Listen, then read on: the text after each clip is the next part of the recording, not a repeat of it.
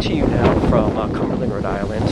We're at a place known as the Monastery, which is an extremely old former monastery for a group of Catholic monks. It currently is the Edward J. Hayden Public Library. As we sweep around the front of it, you'll begin to understand the reason why it has changed over time here. It was constructed in 1900 by Reverend Matthew Harkins, who was the Bishop of Providence at the time. He came to the aid of a group of monks from Nova Scotia whose monastery had burned down in a rather brutal fire. And so a tract of land in Cumberland, Rhode Island was purchased, and this very beautiful monastery was constructed here. Construction began in 1902 and was completed in 1931, and was named Monastery of Our Lady of the Valley. So this is the original portion of the monastery, as you can see right here at the very top of it.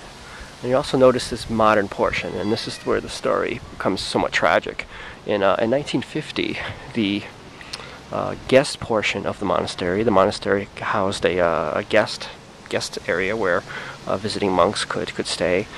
Fire developed underneath the stairwell, and the fire consumed the guest house, consumed the church, and the damages were so bad they were estimated in 1950 to be approximately $2 million. So the monastery had to be abandoned, and the monks had to relocate themselves, and they had a tract of land in Spencer, Massachusetts, and so that's where they ended up. The land was bought by the town and became the public library. So it's monastery, as it's known by the locals, is a very elaborate public library. The paranormal aspect of this story comes into play in that the burned down portion of the monastery, which is now the library, there are people who swear they have seen ghostly images of monks walking the corridors between the stacks. Quite a clever, use of the paranormal, in the sense that the monks would be walking in the building, in the area of the building that had been destroyed. Of the 140 monks who were housed at the monastery, all of them survived. So perhaps these ghosts, if they did exist, I guess, or at least as the story tells us, that they would have been monks who had departed the earth and had returned back to the spot and where they had once lived. But it's an absolutely beautiful building. This monastic order was completely self-sufficient. They had their own livestock, they had their own gardens. It was a very secular and very tight order, in the sense that many of the monks who stayed here took a vow of silence, and they didn't speak at all. They didn't speak for long periods of time. They weren't allowed to. This is the monastery. We'll try to back up and get a larger view of it. Turn around here.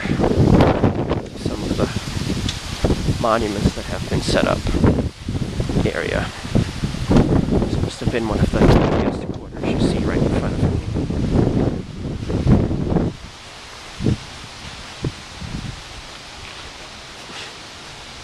And a couple of monuments. The bell's not connected to the monastery at all. It's a town artifact. We have this tree in our way here.